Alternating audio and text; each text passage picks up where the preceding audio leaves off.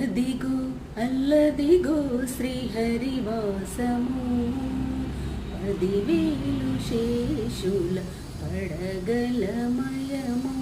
అదిగో అల్లదిగో శ్రీహరివాసము, అది వెంకటాచలమహిలోన్నతము.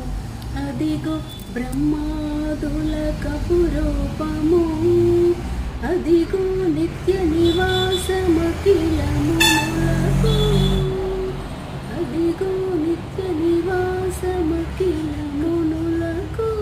అది చూడుడు అది మృ